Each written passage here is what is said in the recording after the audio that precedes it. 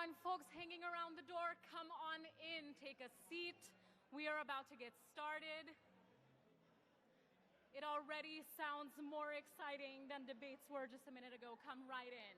Dance if you must.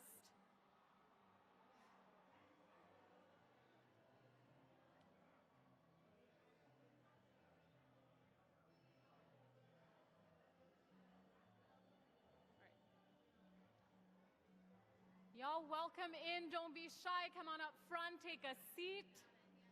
We are about to get started. We are funding a movement. Welcome. I see some folks watching from outside. Come on in.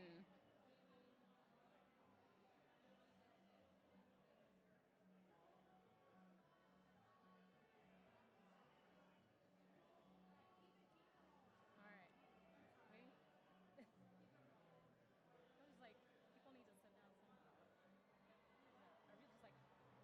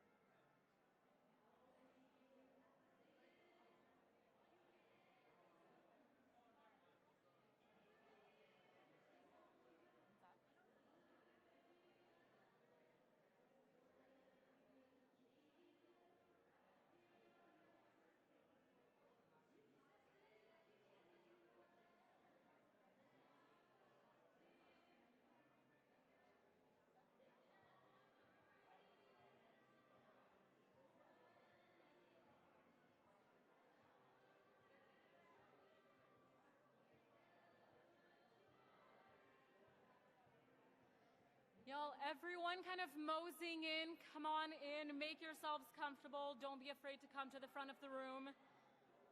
We're all in this together.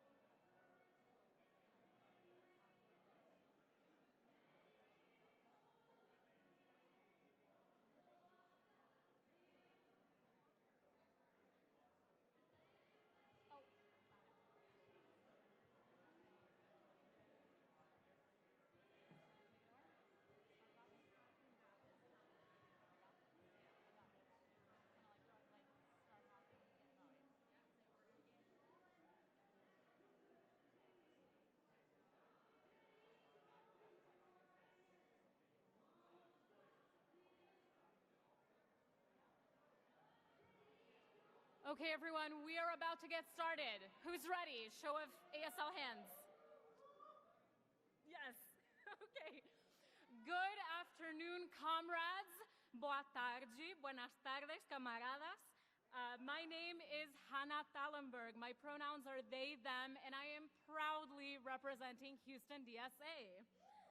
It's an honor to be here, united by our determination to build a more just future where social and economic decisions are democratically made by those whom they most affect. Our power to build this future comes from solidarity. And that's what we'll be hearing about tonight from comrades from DSA's ranks and around the world, as well as special guests, Cecily Maillard Cruz and our own Linda Sarsour. Well, I knew solidarity before I knew socialism. I came into DSA through reproductive justice, a framework developed by Black women 25 years ago, which Sister Song, based right here in Atlanta, defines as the human right to maintain personal bodily autonomy, have children, not have children, and parent the children we have in safe and sustainable communities. Exercising solidarity has meant fundraising and volunteering with my local abortion funds to help people overcome financial and logistical barriers to abortion access. It has meant sharing my own abortion story so that everyone who has made this personal decision, often a parenting decision, know that they are loved and they're not alone. Since my first feminist socialist working group meeting almost 3 years ago, the same impetus to grow community based on radical compassion has carried me through local disaster relief and electoral campaigns, and there's no stopping now. If there remained any doubt that socialism is the path to the self-determination that we demand and deserve, I also saw my comrades around the country raise $137,000 for the Abortion Access Bowl-a-thon earlier this year. Now, speaking of fundraising, as socialists, we recognize the varied financial capabilities and accessibility needs of our comrades. That's why, with your support, DSA Solidarity Fund helps ensure that our democratic process isn't hindered by income, access to funds, accessibility needs, parental obligations, or geography. To the best of our ability, and we're getting better and better every day. As a poor and working class organization, our funding can only come from a principled place and in a democratic way. We must fund ourselves. The $94,000 we've raised from over 1,000 comrades so far is just the beginning. So please contribute to the Solidarity Fund today during this event and live stream. Throughout this program, you'll have various opportunities to give. For people watching online, you can pitch in at dsausa.org/solidarityfund. Give, but also join DSA if you haven't already at dsausa.org/join. Today only, joining and or contributing to the Solidarity Fund gets you a really awesome sticker. I wish I had one right here. Let's just imagine it together. So all of which is to say, what are you waiting for? We have a future to build together, and this movement needs you. This is community care. It's a culture of solidarity. To speak on how one chapter fosters this culture, I'd like to invite to the podium my fellow Texan, Ashkan Jahangiri of Austin DSA. Ashkan was elected chapter secretary and has been on Austin DSA's leadership committee since November 2017. Welcome.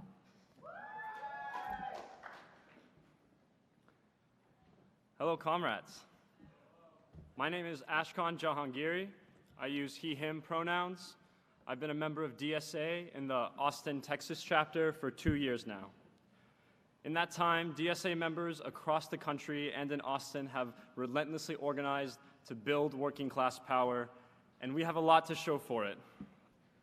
I'm going to talk about how DSA's culture of political solidarity is a critical layer on top of which we organize our campaigns and build our movement. The small acts of everyday solidarity we extend to each other cuts past the dominant hyper-individualism of capitalist society and allows us to organize together in earnest. It's incredible to be here. I'm so proud to be a part of this movement. Since our last convention in 2017, DSA members have been critical to the ongoing teachers' strike wave, to the election of class struggle candidates like Alexandria Ocasio-Cortez, and we've made Medicare for All the most important issue of the 2020 national primaries. In Austin, we've organized to win a city council ordinance for paid sick leave for hundreds of thousands of workers. We also organized to win a long-fought campaign that forced Congressman Lloyd Doggett, a millionaire Democrat, to sign on to the Medicare for All bill. We've done so much more: political education, canvassing for a Green New Deal, standing in solidarity with organized labor, and beyond. And now, the chair of our Health Justice Committee, Heidi Sloan, is running for Congress as a Democratic Socialist in Texas. But what got us here? And how do we keep going? I joined DSA exactly 2 years ago. It was my introduction to political organizing. I look around. How did I get here? How did you get here? How did I get from my first meeting, where I knew so little, to where I am now, a delegate at the largest gathering of American socialists since the 1940s? How can we bring thousands more, millions more into the organized class struggle? The answer is complicated, but I want to highlight a key ingredient that holds DSA together. What allows us to come together to organize campaigns that build the power of the working class is that we are grounded in a culture of political solidarity. We act according to the maxim, from each according to their ability, to each according to their need. And we don't just do so out of the goodness of our hearts, but because this solidarity is conducive, is critical to organizing to build working class power. I look around this room and I see scores of working class people of so many different backgrounds. I don't know many of you, but we share much in common. What we all share in common is a certain knowledge and understanding. We know that we are in this together, and that only by sticking together and organizing together to grow our ranks and expand our reach do we stand any chance of taking power from the capitalist class. I know now that I can walk into a DSA meeting anywhere in this country, and I, or you, or any newcomer can quickly contribute to the latest campaign to build power. And that's because DSA is full of dedicated socialist organizers like ourselves who understand what it takes to bring DSA members, who are just a loose association of working class people, together in the struggle. It takes small but critical considerations, like having food at meetings. DSA spaces are different than any other space in society that I had been accustomed to before joining. My life was very different before I joined DSA. As I was becoming a socialist, I didn't know how to cope with my recognition of all the problems in society, problems that directly affect my life and those of my friends. Rent is too damn high, we couldn't get jobs or jobs with benefits, and global warming was making Texas summers even more miserable in the short term and dooming humanity, maybe even the capitalist class, in the long term. My friends also didn't know how to cope with these problems or with my constant bickering and agitating about them. I was becoming frustrated with my newfound ability to see the problems of the world alongside what I felt was my inability to do anything about it. So, I showed up to a DSA meeting. I knew from Twitter that Austin DSA had 800 members, which seemed like enough to do something. So I showed up to the next meeting I could find. I showed up to that first meeting, clueless about organizing, but enthusiastic about raising class consciousness. I immediately got my first taste of this political solidarity that I'm talking about, and I saw how it made a difference, how it allowed us to organize. We were sitting outside on some coffee shop patio at a very overcrowded table. It was loud and it was hot, again, summer in Texas. I was too broke to buy coffee, but I was stunned when I saw that one member just bought iced coffee and food for the whole table before the meeting. As someone who was broke and thought about every single penny, this was a big deal to me. But it also wasn't a big deal to the table, and that's what was important, because it meant that everyone had what they needed to fully participate without the distractions of just getting by in society. By relieving some of the burdens that capitalism puts on us, we were able to devote our energy toward organizing together. This was so radically different than the life I was used to with my friends. We had a culture of Venmoing each other for every slice of pizza or six-pack of beer, and it fostered mistrust, questioning, and shame. But here, someone who could do so just got coffee and snacks for everyone, and we proceeded to have a productive meeting. What do you know? Before I knew it, I was spending 30 hours a week on DSA and trying to build the socialist movement. Yeah, so, I don't know. As I got more involved in organizing meetings, canvases, and outward-facing events to bring in new socialists, I saw that it didn't just happen. We had to deliberately build and reproduce this culture of solidarity in the face of capitalism. My favorite example of this is Austin DSA's tradition of hosting barbecues after major canvases, or grilling, depending on where you're from. We cook food for each other, we chat with new members and help them get plugged into our chapter, and we rely on our chapter's ability to donate so that everybody gets a plate to eat and a beer to drink if they'd like. It's not the most exciting thing in the world, but it's been a big part of our culture, and it helps make our canvases successful and well-attended. Capitalism only ever teaches us to be good consumers. I think the first thing we have to do to fight capitalism and build socialism is to break that. We can't get anywhere with the transactional relationships that dominate the rest of our lives. I'll wrap it up. Finally, I'm an organizer, so as you know, I have an ask of you. Do you want to ensure that every DSA member has the opportunity to participate in gatherings like this? Yeah.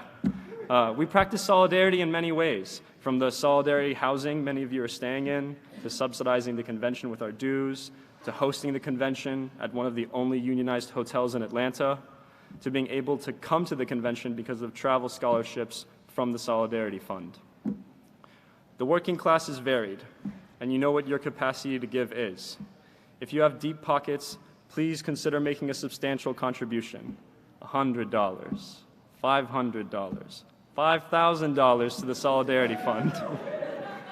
If your pockets aren't so deep, $50 or $25 or even $5 makes a difference. We are all in this together, and if you can afford to give, please do so now, and I'll tell you how. Last thing I want to say is that we need socialist cash to take out capitalist trash.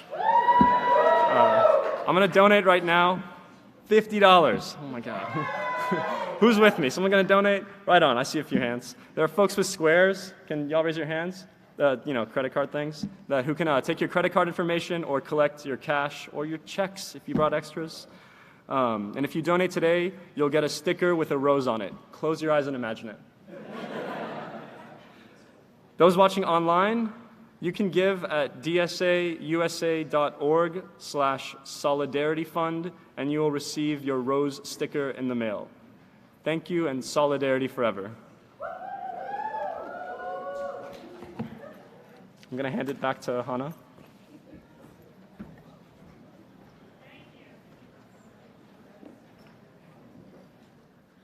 Let's see a warm round of ASL applause for Ashkan. All right, let's take a few moments as volunteers go around. Raise your solidarity cards to flag someone down to take your cash, check, credit card.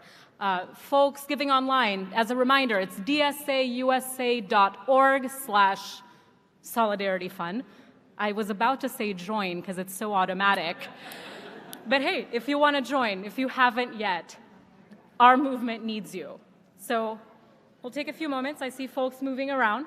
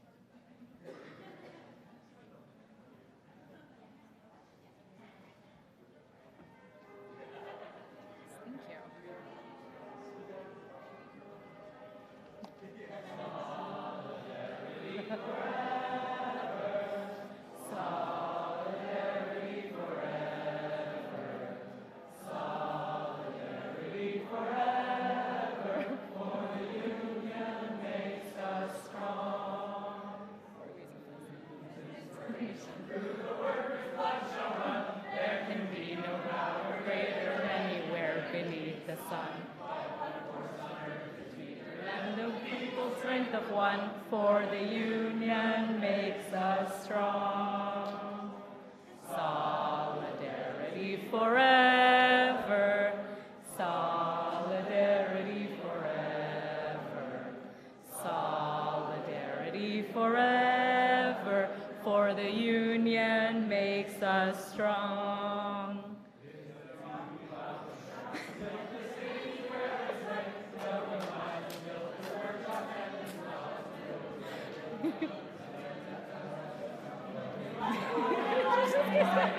For the union makes us strong.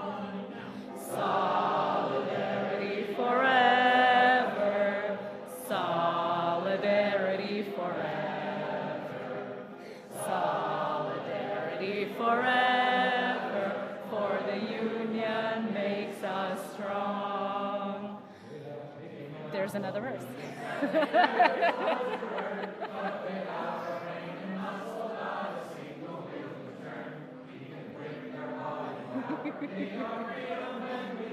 For the union makes us strong. Solidarity forever. Solidarity forever. Solidarity forever.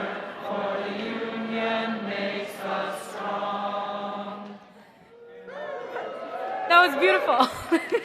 Comrades, I believe that we will win. Funding one another, funding our movement is part of laying the groundwork for victory.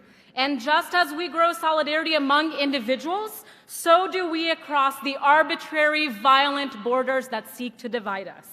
Up next is Ethan Earle of DSA's International Committee to introduce a series of comrades who are struggling alongside us under and against capitalist empire.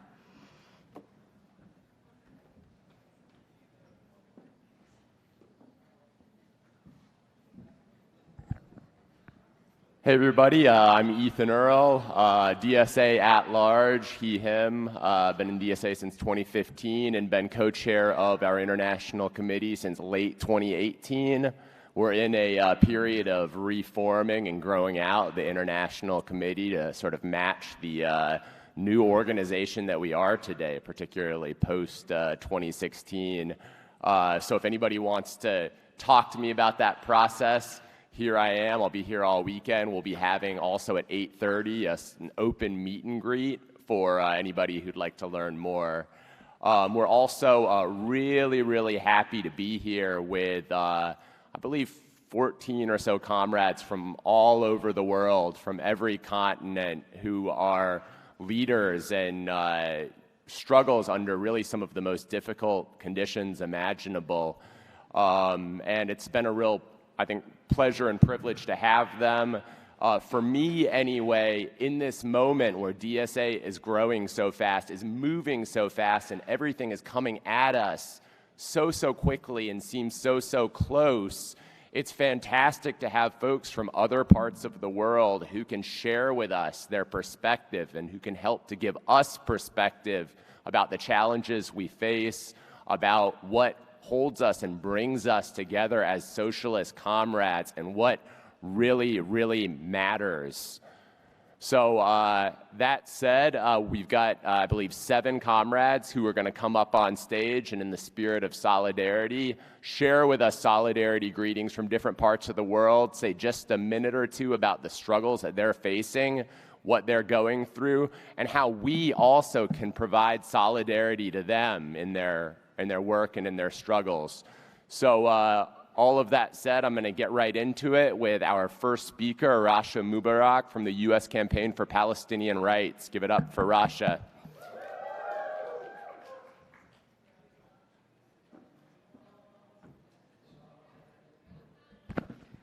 Hello. Assalamu alaikum. My name is Rasha Mubarak, and I come from Orlando, Florida. I am a Muslim daughter of Palestinian immigrants. I was born in Brooklyn, New York, but I don't claim my New York card. I say I'm a happy Floridian unless you get my Brooklyn blood pumping, which is quite often post-2016. I'm representing the U.S. Campaign for the Palestinian Human Rights. And for me to know that we are at a point where 2 Palestinian women are going to be speaking on the same stage, and there's no tokenization, appropriation, that this is about real solidarity, and to know that someone like Linda goes beyond work for Palestine, for Muslims, but she represents solidarity. Y'all, we are living in dark times that will forever define who we are. Will define who we are as residents in this country, as citizens in this world, as humans on this earth. At the U.S. Campaign for Palestinian Human Rights, we understand that only when we uplift and center connections between the struggle for Palestinian rights, the struggles for indigenous, Black, and brown communities, and other marginalized groups impacted by U.S. policies, both within and outside U.S. borders, we all will rise. We all will be free of persecution, and we will all finally breathe liberation.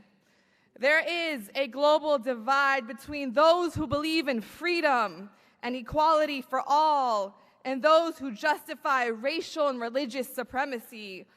While every struggle for freedom from Palestine to the U.S. is unique, it is our values that bring us together. That is solidarity. Right-wing, repressive, anti-democratic governments are rising around the globe, from the Trump administrations in the United States to the governments of presidents in Brazil, in Israel, and in the Philippines. Since Donald Trump came to power, his administration has charted out the most racist path for the future, denying people who are Black, brown, Muslim, immigrant, refugee, LGBTQ, and our women their rights to live in safety and freedom. Y'all, yes, these are debilitating times, but this is also a political moment for crises for rights globally. It presents opportunity to build a stronger movement for justice. Right now, we are witnessing a new U.S. far left, DSA. We are taking power in progressive wing of the world. Advocates, women of color, people in Congress, Black and brown activists are being attacked and targeted and marginalized because we all know that collective liberation threatens supremacy and supremacy's opponents. Y'all, this is tiring. They seek to silence those who advocate for real liberation that includes all people. They'd rather squash and quell the voices that seek justice unconditionally, without exception. We are the people, we are the power. We need DSA, activists, operatives to lead the shift towards rights-based, rights-first discourse on foreign policy, including on Palestine and Israel. Solidarity is to believe in equality. Solidarity is to pursue freedom. Solidarity is to demand justice. We can't allow exceptionalism to suffocate the plight to unconditional freedom of justice and equality when it comes to the human rights of people. We must fight for all people, regardless of where you come from, how you choose to worship, and the land that you live in. Thank you.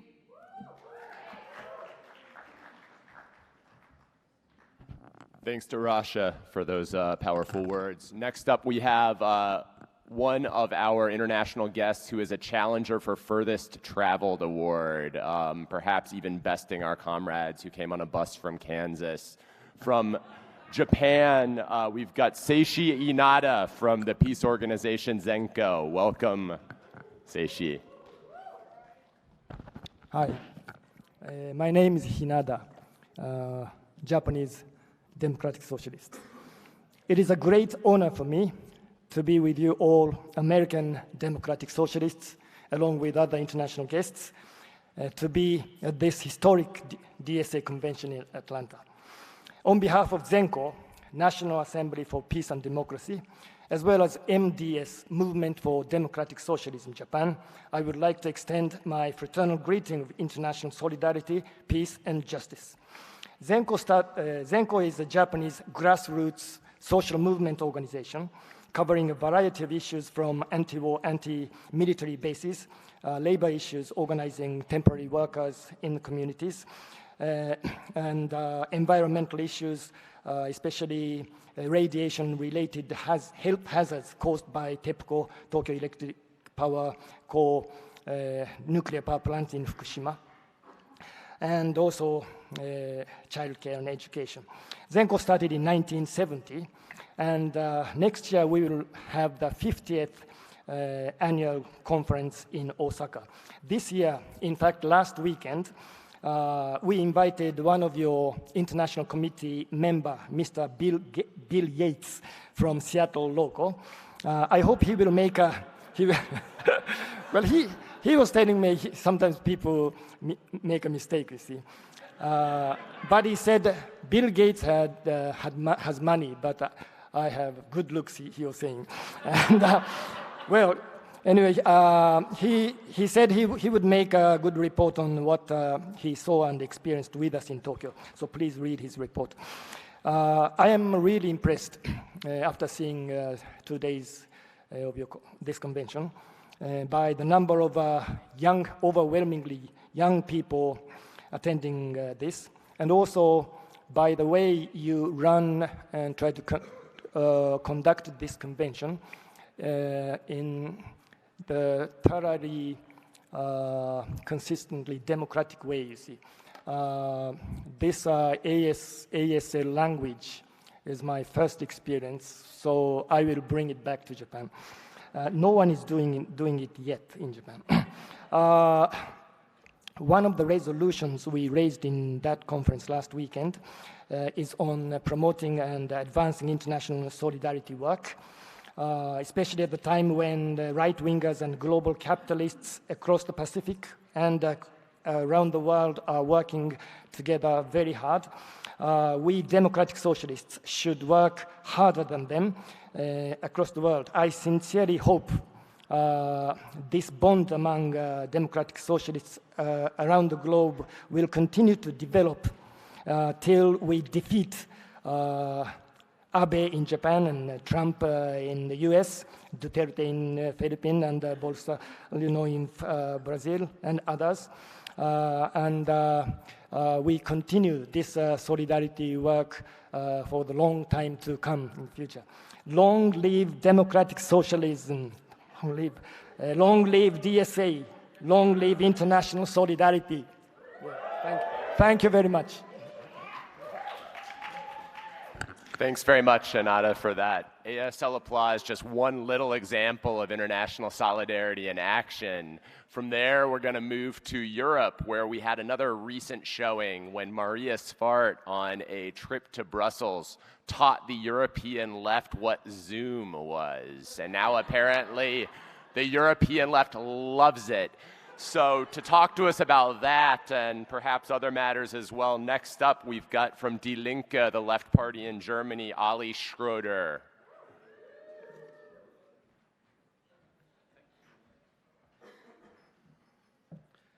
So, my dear comrades, I'm happy to be here, obviously. It's the first time for me in the south of the States. I've been always in the bubble of New York before, and I have to say I like the south.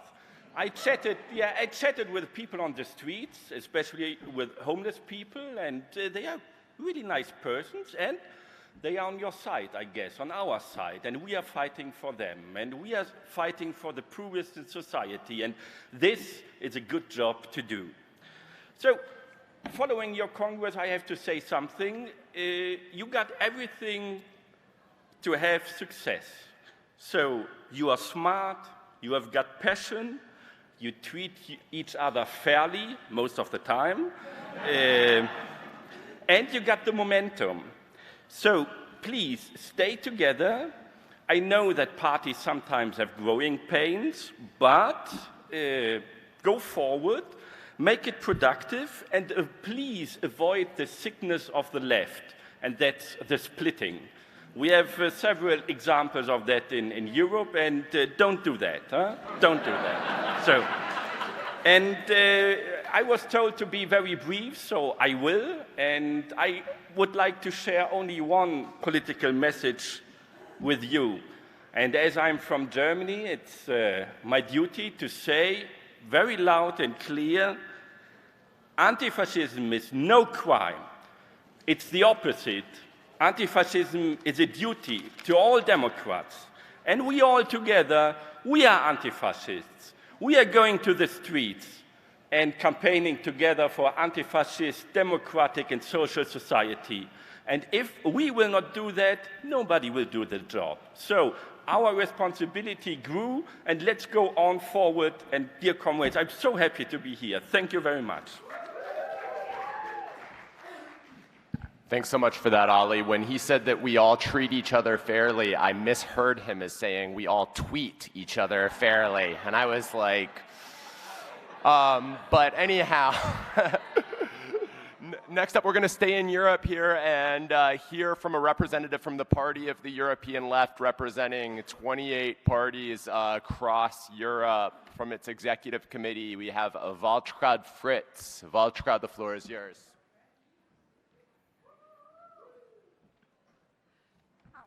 Hello, comrades. Ethan already told you half the story of the European left, and I just add that you hear another German accent, but actually I'm an Austrian. So apologizing for Europe being presented with the German-speaking community so much. Anyway, dear comrades, on behalf of the European Left Party, and especially from our president, another German, Gregor Gysi, our heartfelt greetings of solidarity. The ELP, as Ethan already mentioned, is an all-European party, an alliance of 35 members and observers and more partners, representing nearly a quarter of a million members. That was wishful thinking, and millions of voters. The left forces of Europe are quite excited about what's going on here in the USA. There are new and powerful messages coming over the Atlantic. A message generally needed and happily received in Europe. A message of hope and optimism, of dedication and action, and successes. It is indeed awesome and a great privilege to be with you in these significant moments of time, to watch your dedication and your commitment to deliver. The Democratic Socialists of America are at the forefront of the struggles of a new America in another radical changed world. They are the best example how a new left can grow and flourish in extreme difficult circumstances. We Europeans highly appreciate the consequent engagement of DSA for a radical change in the current US foreign policy. The European Left Party has realized the necessity to work together much closer with the DSA than in the past. Much, much closer, I want to add. More focused on common project and common goals. Comrades, the European left forces are drawing much energy and hope from your work, from what you have achieved already, and from the sure knowledge that you will succeed for a transatlantic solidarity. Thank you. Thanks so much for those words, Val. Okay, next up, I had said earlier that Renata might be in it for the furthest traveled award, but it was a setup because our next speaker came from so far away that he was actually with Renata on his second leg of his travel to get here. So we have from the Philippines and Partido Lakas ng Masa, Aaron Pedrosa. Aaron, the floor is yours.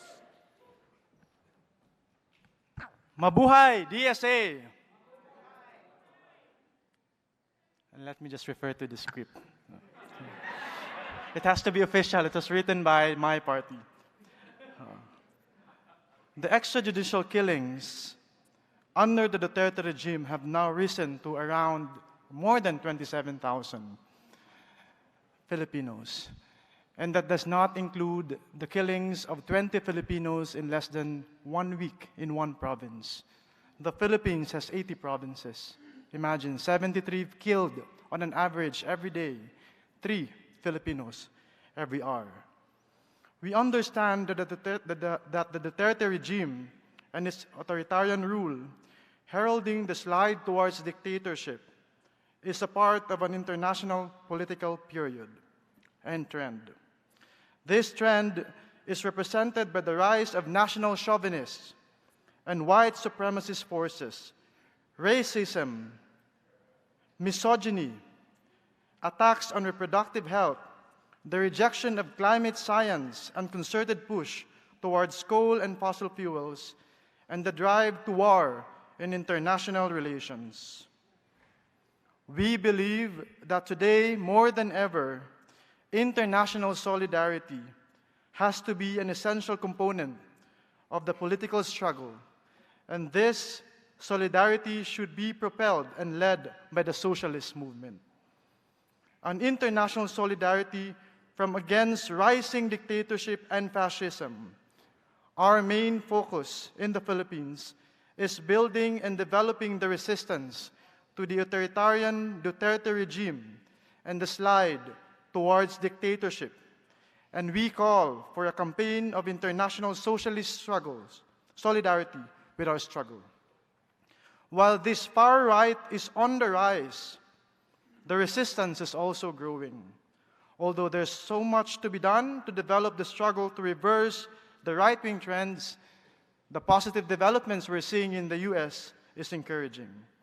An important feature of the resistance is the rise in popularity of socialist ideas and socialism as an alternative to the capitalist system, especially among the young people. It is reassuring that the DSA National Convention is composed of almost 80, if not 90% young people. The growth of the DSA in the past few years is a testimony to this. We welcome this and congratulate you on your achievements on this front. We understand that the DSA convention is taking place right now at a crucial time. Let us maximize this time to send the message across that socialism is not contained in one border. Socialism is internationalism. We will move forward where there is fascism, where there is oppression, and we will unite shoulder to shoulder. Mabuhay DSA, mabuhay socialismo.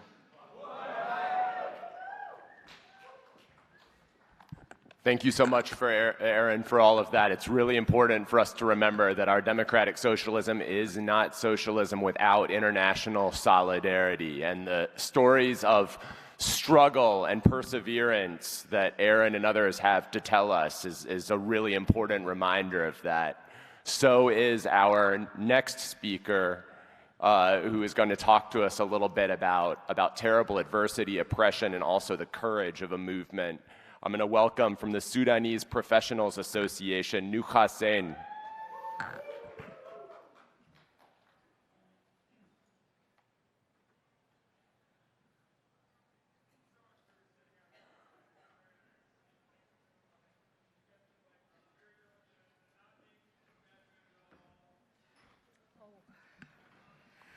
Hi.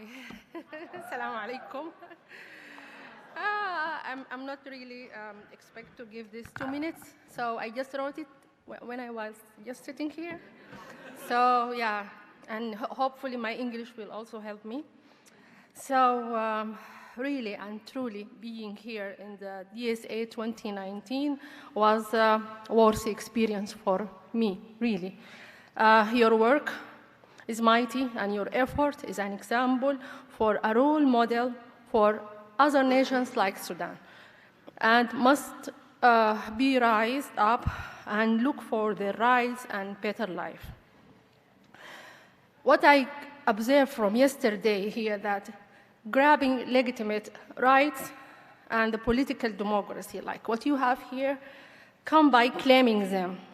But the hardest way is to preserve them generation after generation. And this is what I observed since yesterday, is that I saw how massive presence of youth here in the DSA 2019. Attending this convention is a source of inspiration of how hard work can be achieved when you believe in it. And it makes a difference for our kids and the coming generation. On behalf of the Sudanese Professional Association, and the Sudanese people now are fighting for 7 months since December for one slogan. Our main slogan is freedom, peace, and justice. The civil state is our choice. From my country, I send you all my solidarity for the DSA. And I hope that you present also your solidarity for us, for the extraordinary rule of the Sudanese women who were hit, raped, killed, imprisoned, just because they went outside on the street and procession and claiming for their natural rights of better life. And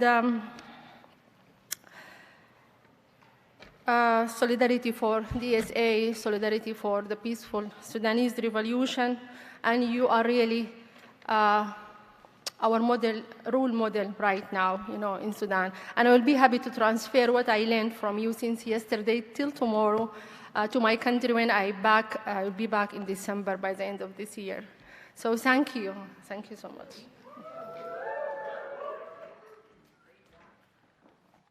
Thanks so much for that, Nuha. And I want to really implore everybody here to reach out to Nuha, to reach out to Aaron, to reach out to Rasha and others personally to talk about the way that you and your work and your chapter can support them in their struggles.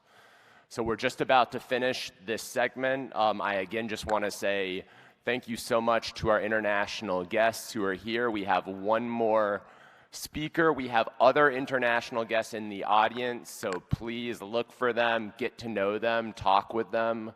Now we're going to turn to South America for a comrade who's living in a country where its leaders have been jailed and thrown out of the electoral process, replaced by a far-right extremist leader that somehow makes Trump look like a moderate almost, and a party that has suffered the brutal assassination of its leader, Marielle Franco, and a man whose last name I really can't pronounce, no matter how many times I try to say it in the mirror, but I will welcome to the stage nonetheless, Bruno Magalhães.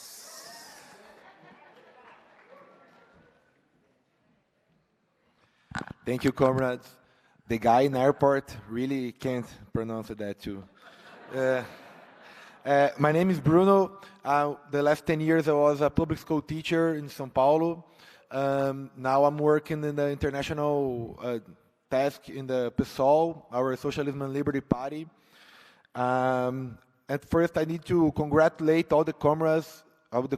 We in Brazil are really excited with the democratic socialist movement here in US. Well, in Brazil, the US fame is not so good, and you are switching that. It's very important.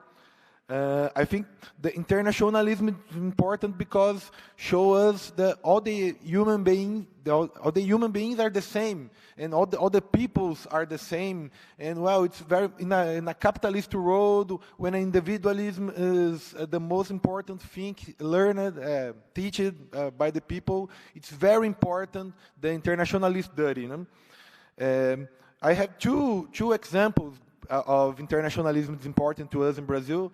The first example is, well, Ethan already said, but about our comrade Marielle Franco was executed by the militias in Rio. I live in Rio too, and the assassins of Marielle won't be in jail now.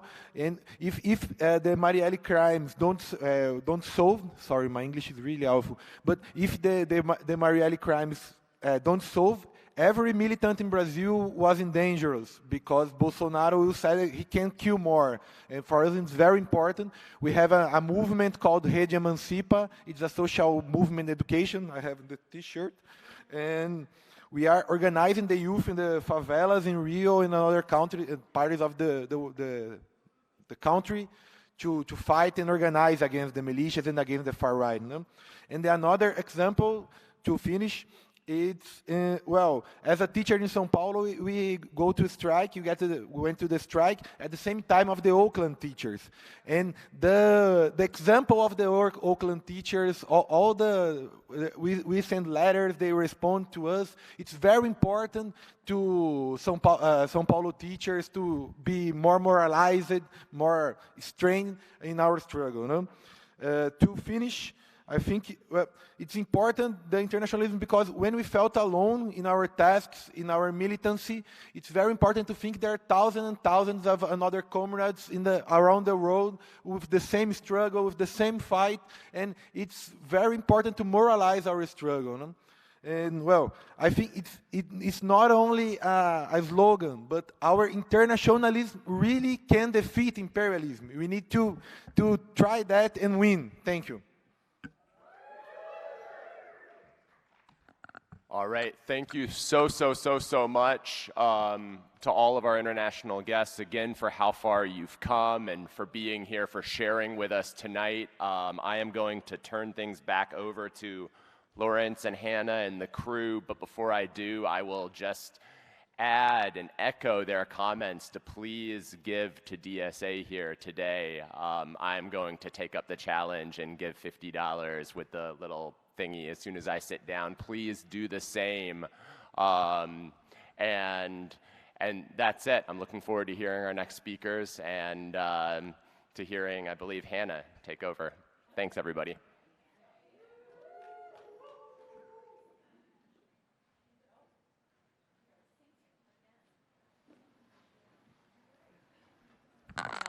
We are singing again. Wow, I am in my feels.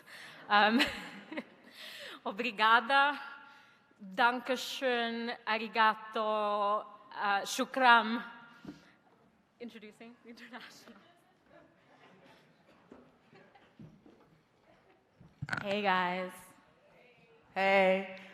I'm Annie Levin, this is Alex Holmstrom-Smith, and we are members of Sing in Solidarity, and that is the choir of New York City DSA. We are cultural organizers, and we perform agitational propaganda at political events all over New York City. We also believe a better world is possible, and that better world should include some damn good socialist music. All right, so we're gonna sing the Internationale, which is the, supposedly you guys have these lyric sheets in your packets or something, so please take it out. If you can take a look at your lyric sheets, in the chorus, which is starts the third one down, there is a his pronoun. We're going to use they, so try to keep that in mind, okay? And just a little bit about this song. It's been like the anthem of the international working class since the 19th century. Socialists, communists, anarchists, democratic socialists, everyone has been singing this song, and so when we all rise together, which is what we're going to ask you to do, we are evoking that history and reaffirming our commitment to the international working class struggle. Oh, okay. Right. So as my comrade said, so please, if you're willing and able, please stand for the singing of the Internationale, the anthem of the left. Arise, ye prisoners of starvation, arise, ye wretched of the earth, for justice thunders condemnation, a better world's in birth. No more traditions chains shall bind us, rise ye slaves, no more in thrall. The earth shall rise on new foundations, we have been not, we shall be all. Till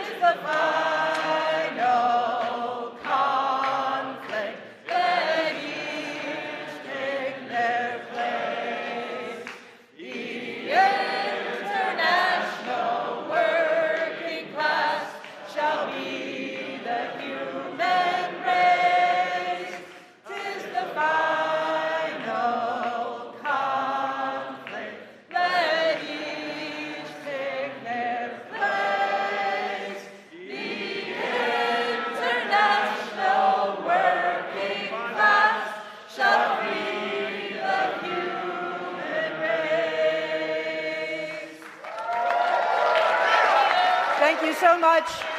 If you're in New York City, August 9th, People's Forum, we're having an anti-fascism themed concert. So come hang here, sing in solidarity, sing with other awesome activist musicians. Thank you.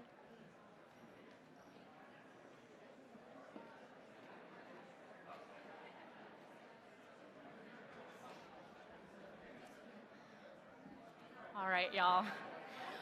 While we were on the subject of giving and labor solidarity and picket lines, who all went out to the picket line earlier today? Yes. Oh.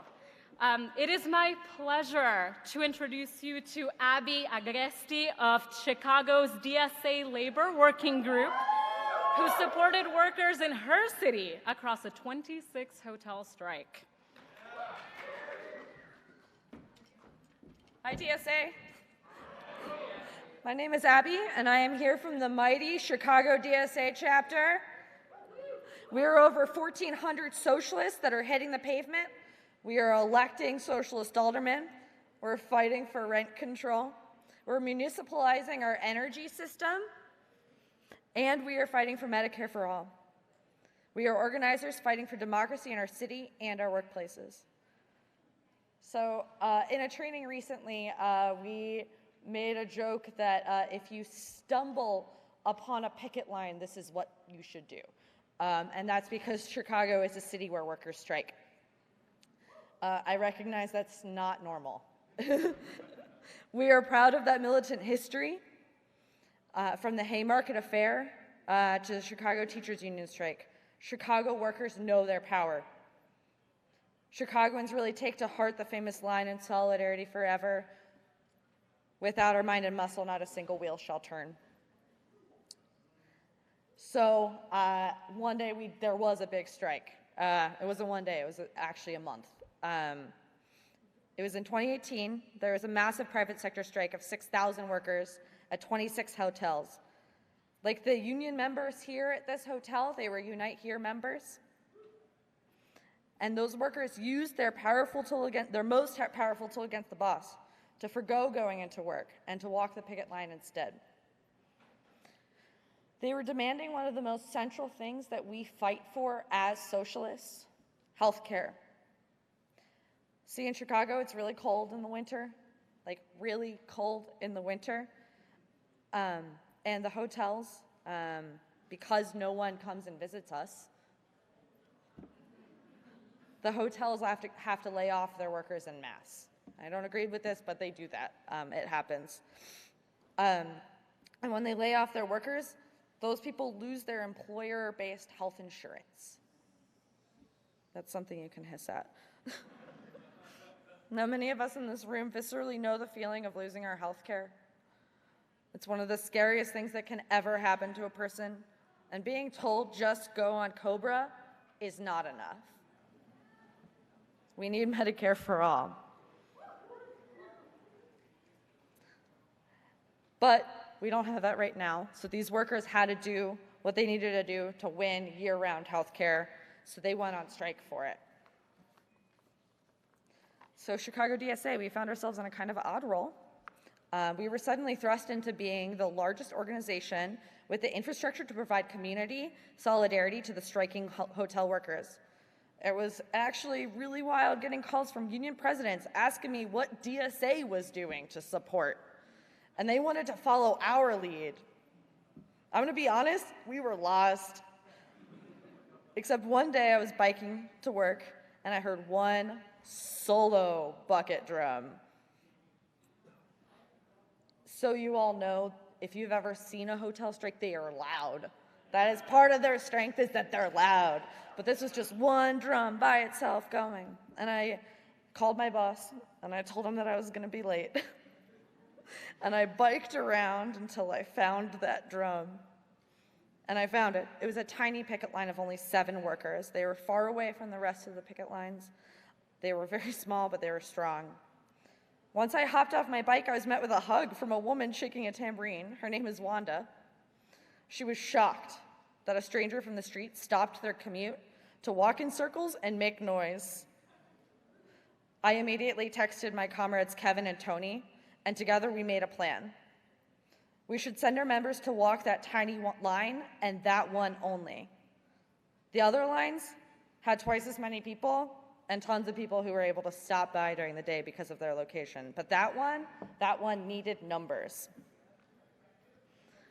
We ended up sending members there for several days, on their lunch breaks, after work, before work. We spent so much time there that Wanda, the woman who hugged me, who was the picket captain and the shop steward, she actually worked, the hotel was called the Hotel Blake. She'd worked there for 20 years as a housekeeper. She asked, what are you? What are all these people doing here? And can I come to your meeting? So we invited her. Kevin Robinson invited her to our labor working group meeting, which was conveniently that night. At that meeting, we learned that Wanda was one rent payment away from being evicted. That's the harsh reality of being a worker in the United States, and that's the harsh reality of going on strike. Her and her 2 children's lives were in jeopardy, but Wanda knew she wasn't alone. You're not alone, and we are not alone. DSA members were ready to jump into action. I remember furiously texting with Chicago DSA members from our housing working group, Laureen, if you're here,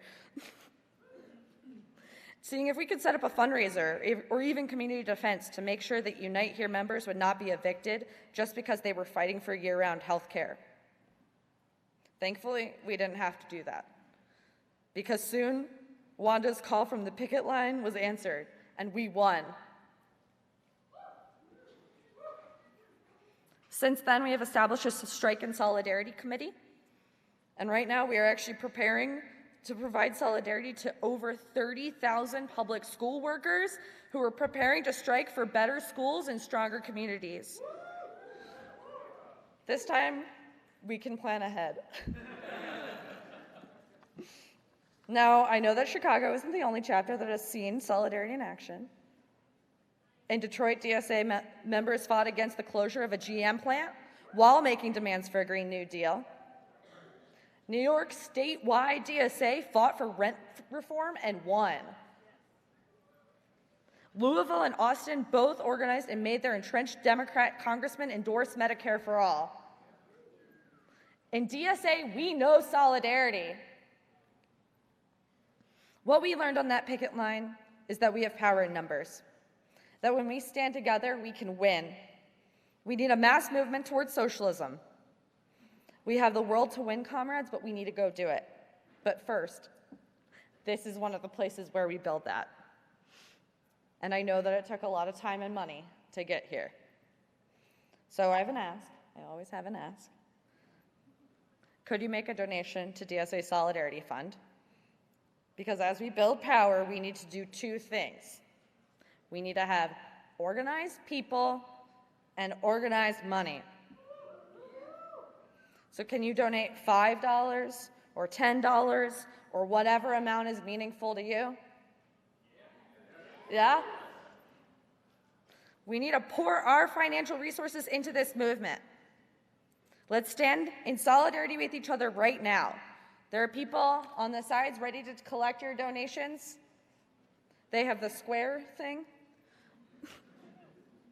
Or you have these little envelopes under your butt. I found mine under my butt. You can put money into this. Or if you're watching live right now or would rather not get up from your seat, you can go to dsausa.org/solidarityfund. Thank you so much, comrades. Solidarity forever.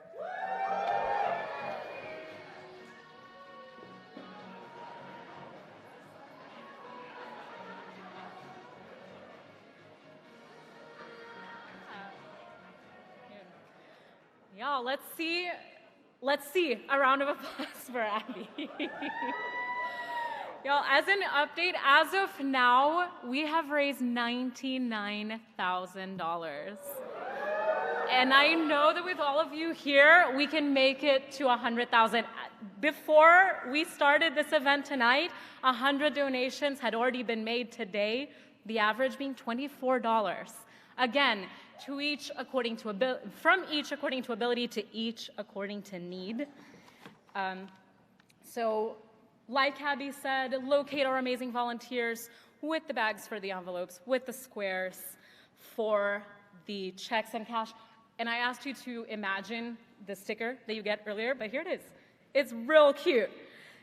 So yeah, you can get it right here and now. We can have it mailed to you today only if you donate at dsausa.org/solidarityfund, and or if you join DSA, for everyone watching online, dsausa.org/join, you get one of these. So while our volunteers go around, I just want to recognize a few ways that DSA is practicing solidarity right now as we convene to democratically make our organization ever more equitable. Children are welcome. We have 6 kids here at convention, the future of our movement, being watched by lovely child watch folks and sometimes gracing this room with their presence as well. And a breast or chest feeding area. We have a quiet room where the convention is being live streamed while comrades take care of themselves. By having a national harassment and grievance officer in place, we're promoting a culture where people feel safer and we listen to survivors. Also, solidarity housing. Heartfelt thanks to our comrades in Atlanta who have offered their homes to those of us coming in from out of town. And as we've heard a few times, this DSA convention is taking place in a union hotel because we don't cross picket lines. So can I see a silent show of appreciation and solidarity for the workers who are making this gathering possible? Yes, amazing. So, without further ado, I'm thrilled to invite Cecily Mayart Cruz of United Teachers Los Angeles National Education Association to share her story and her truth with this plenary. Cecily helped lead over 30,000 educators on strike earlier this year when collectively they won improved conditions for themselves as well as groundbreaking racial justice improvements for their students. Because if we can count on any group to show up for their communities, it's educators. A teacher for 23 years, both at the elementary and middle school levels, she brought the house down at this year's YDSA conference, and I can't wait to hear from her right now. Let's give Cecily Mayart Cruz a warm ESL welcome.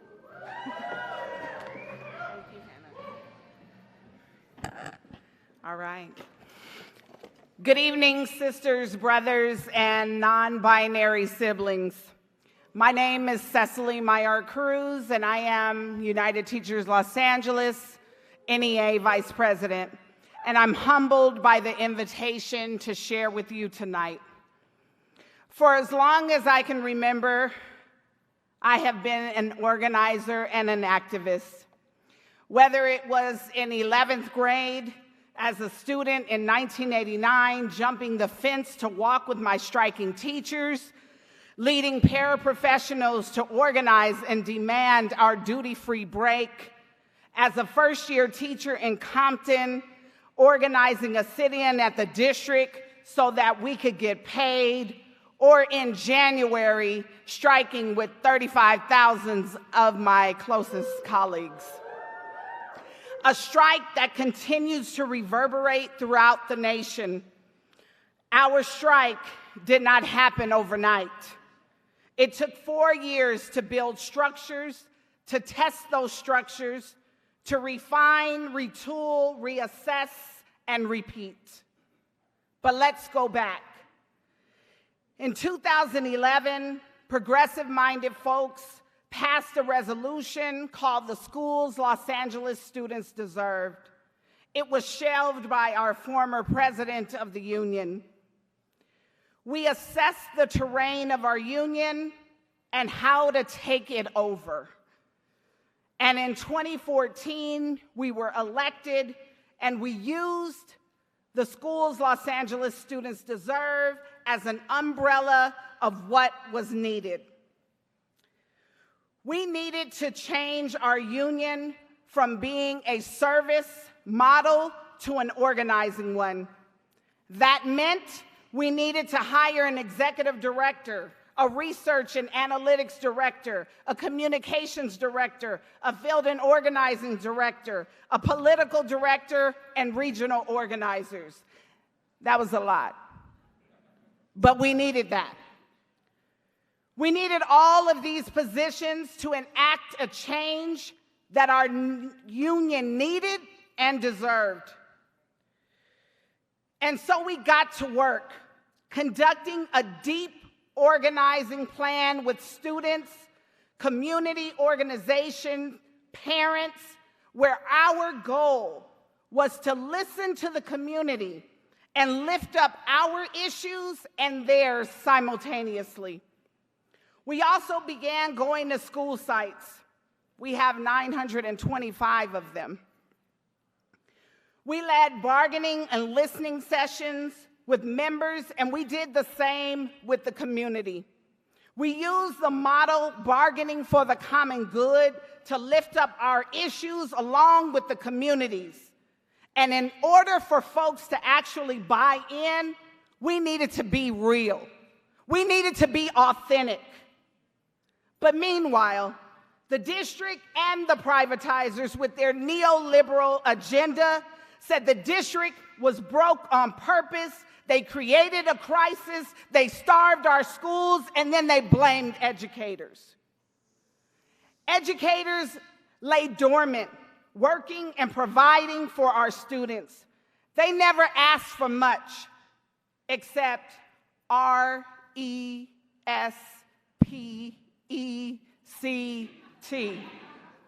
Respect the work that we do, respect our students, respect our parents, and respect our communities. The district could care less. They underestimated educators. They used FUD, F-U-D, fear, uncertainty, and doubt. That's what bosses do, no matter what profession. They prey on fear. They never thought that educators would use their outside voice. But educators grew tired of the district's non-responsiveness, and they showed the world what fed up was really like. So on January 14, 2019, in torrential rains, and by the way, Tony got it wrong, because it does rain in Southern California. 35,000 teachers, along with 30,000 parents, students, and community members, went on strike for the soul of public education. The district could not frame us as greedy teachers. We owned and controlled the narrative for 6 days. And by the way, we still control the narrative.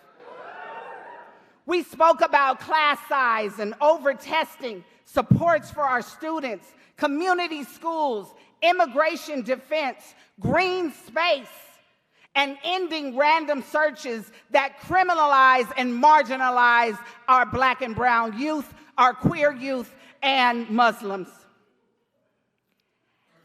Our picket lines were strong.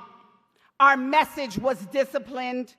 And the one-on-one conversations that we led with parents and community daily were undescribable. Parents and students and community organizations held actions at targeted district official and privatizer homes every single night of the strike. The community showed up in ways we could never have imagined. And we thank you, DSA, for running tacos for teachers. That generous donation fed many people on the line and sustained striking workers. DSA LA put 220 folks at 3 school sites to bolster picket lines. And that meant a lot, but it showed us solidarity. It means that we have a common struggle that intersects, and everyone in this room and outside watching knows that you've got to be a part of the movement building. But we must also sustain the fight by giving to organizations that supported us during the strike. We can no longer afford to complain about what is going wrong in our organizations if we are not willing to move up and make significant changes. We don't have that luxury. We've got to get involved in our locals. We've got to get involved in affiliate locals. And we've got to have courageous conversations with people who you don't even know. You've got to have one-on-one conversations to frame the choice with them, because that is the only way that we are truly going to build power on the ground. Now, I see teaching as a revolutionary act, just the way I see organizing. It's hard, it's messy, and sometimes it can be too much. But you can never allow fear to win. We must engage folks to take action in different ways. And we must make every work site an anti-racist one. So when I say Black Lives Matter, it doesn't discount anyone else's life. I say that because of the most marginalized folks that are being attacked in the workplace and outside this very moment. That means that we've got to connect in different ways with people of color, with women of color, and gender non-conforming. We must have them centering our work to move our organizations forward. We are looking for co-conspirators and accomplices in this struggle. And as far as our youth, they are not the future. They are the present. And we need to wrap our arms around them because they are leading in this moment. We must walk alongside them. They are watching us, and it is up to us to change where we are, to engage with them in a way that shakes the very foundation of our nation. This isn't a moment, this is a movement. This is not a sprint, but a marathon. The time is now to lead, to act boldly, and to be unapologetic in our quest for building power and complete liberation of our people. Solidarity.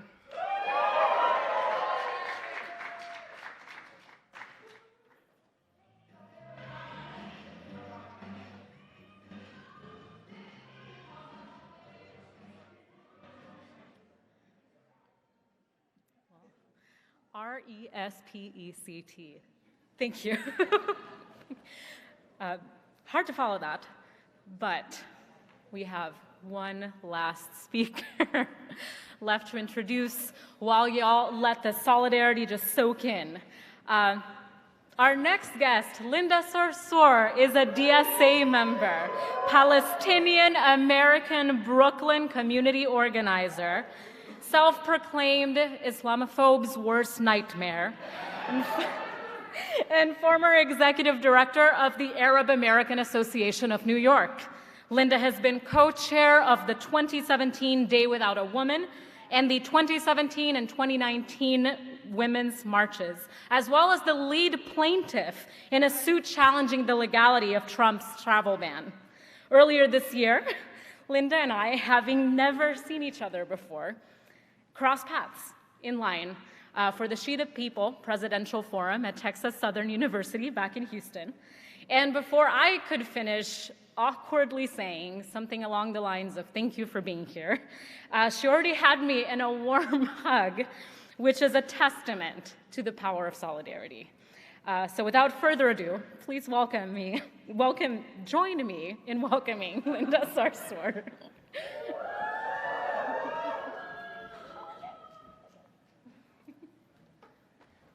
What up, DSA? So I get invited to these spaces because I got to speak truth, because that's just the Brooklyn in me. Like in Brooklyn, I always tell people it must be something in the water. Maybe the water is actually missing something. We just don't have any filters. So I'm just deeply honored and humbled to be amongst all of you today, amongst my New York City DSA members, my colleagues, so many people in this room, organizers that I've known and worked with for so long. You know, I literally looked at the program. I was like, what is Russia doing here? Why did she not tell me that she's going to be here? So I'm glad to have seen folks or be surprised by the presence of folks. My dear brother Abdullah Yunus, from co-chair of New York City DSA chapter, and Bianca, like I'm just really proud of the people that we brought here from New York, repping us back in our home state. When I think about DSA, and I think about the potential that DSA has to be a true political force in this country at a time when we need it most, these words from Muhammad Ali come to me.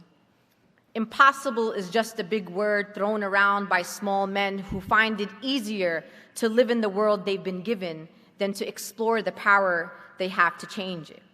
Impossible is not a fact. It is an opinion. Impossible is not a declaration. It's a dare. So I'm here to dare you, DSA. I'm here to dare you to center the most marginalized people. I dare you, DSA, to see solidarity as a verb, solidarity as a form of action.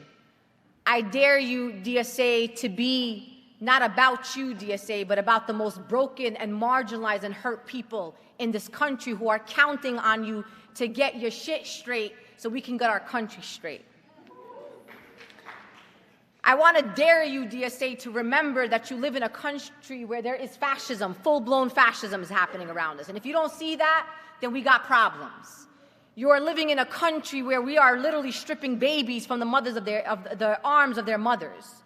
We're literally caging children that have no adequate food or medical care. We literally are stripping children where we don't even know if they're ever going to be reunited with their families. You live in a country that has stripped 23 million people of health care, and every day somebody's trying some way to strip the rest of us with health care and want to ban or block others from even ever trying to get health care. You live in a country who is literally every day trying to find different ways to strip LGBTQ people of their rights. A country that every day, and maybe there are days where you may not hear about it because it's not on Twitter, where unarmed black people are being killed on the streets of their communities all across the country at the hands of police and gun violence. A country where we are literally weakening union power. A country where there's always more threats of war every single day. We are not just living in really dark times, and people say that, and it's true, but we've been here before many times before. And the question that DSA needs to ask themselves is, who do you want to be? What are you trying to do in this moment? What kind of story do you want to be told about DSA 40 years from now? We have to win. This is not a we hope to win, or we're going to try everything that we can to win. We have no choice but to win. There are people in our country who are sitting at home right now figuring out whether or not they can feed their children dinner.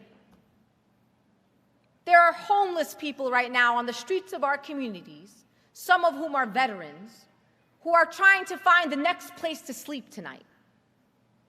There is somebody right now who literally just put up a GoFundMe because they need to have a life-saving surgery. We have undocumented people who every day got to change their routes and how they go to work so that they're not stopped by Gestapo ICE. There are children who are sitting in schools who are being put in other rooms or being punished with detention because they couldn't pay their lunch debt. We have millions of people in our country in utter poverty, and we should be ashamed of ourselves. DSA, if you are here because DSA is supposed to be making you feel comfortable, you're in the wrong place. If you are here to tell DSA you need to do these 17,899 things to make me feel good, this is not the organization for you. If you are in DSA to take one collective liberation movement to divide it up into things that make you feel comfortable, this is not the organization for you. There are people who are counting on us. Literally. There are people whose lives depend on us building a political movement that is centered on values and principles and the most broken and marginalized people in this country. So, freedom in this country is not free. It's just not. So if you think that you're going to talk to me about capitalism and we got to smash the patriarchy and capital, I get that.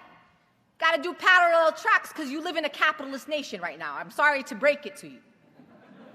And in order for us to build a sustainable movement that is worthy to the people we are fighting for, we got to get our finances together.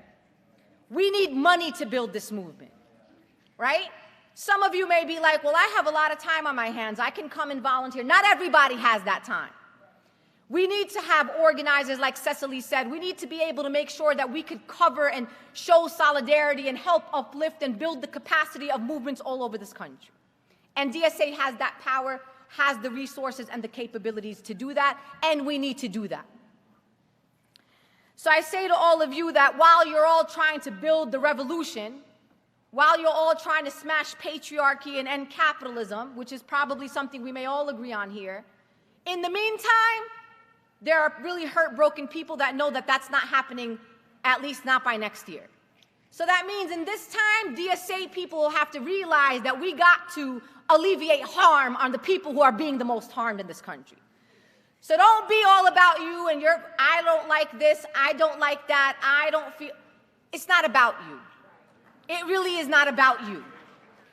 Tonight, when you're voting tonight on NPC members, you vote for the most qualified people, the most compassionate people, the most passionate people, the people with the track records in their DSA chapters who have done bold and transformative organizing.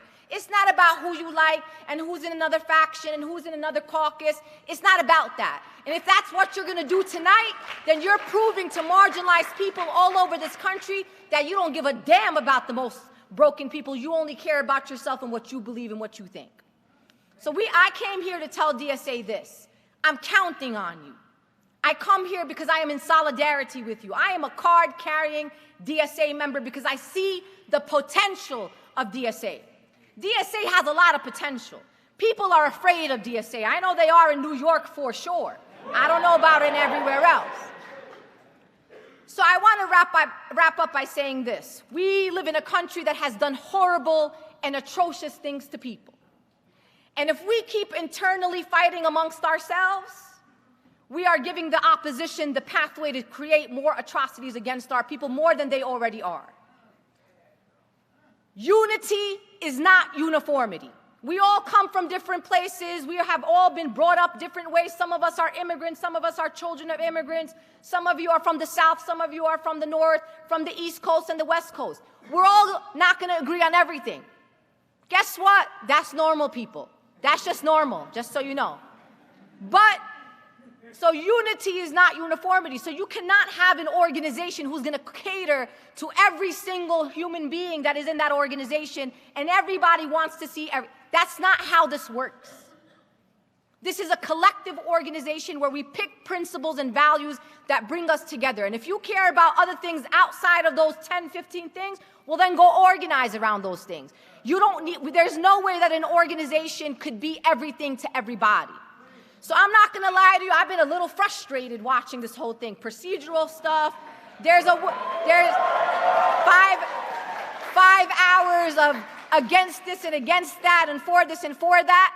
There are people that are dying in our country. There are people who don't have health care. There are people at the borders right now who are without adequate food, being treated less than animals in our country.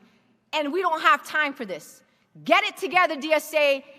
Give your resources to DSA. This is all we got, my folks. We are all we got. This is it, people. There's no alternative to what we're trying to do here. So let's find ways to build deep, transformative relationships. Put your money where your mouth is. Support DSA just like the right organizes their money. The left needs to start organizing our money. I'm a monthly donor to DSA, and I'm very proud of that. And I don't do that for many organizations. And I also donated here today. And if you already gave to DSA, give again. You know you have an extra $20 laying around. You may have an extra $50 laying around. You know what? Your investment is solidarity. When you give to something meaningful that's going to help the most broken and marginalized people, that builds a political revolution, that centers all of us where we all feel seen and heard, that, my friends, is solidarity. So let's get it together. Let's win. We got no choice. I'm counting on you, DSA. We got to win. Y'all in? We're going to win? Solidarity.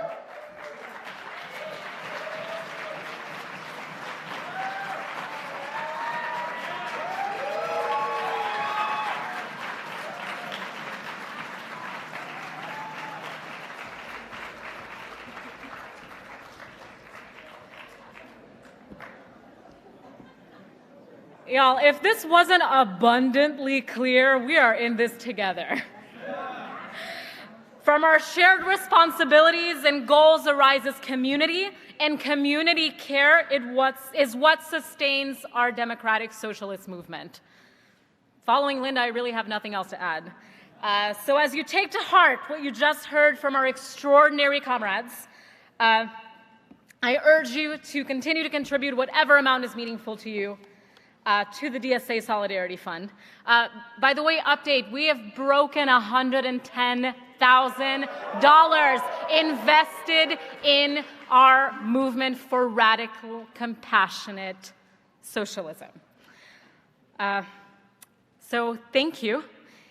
For now, definitely be sure you are back here at 7 p.m. to vote on our new National Political Committee.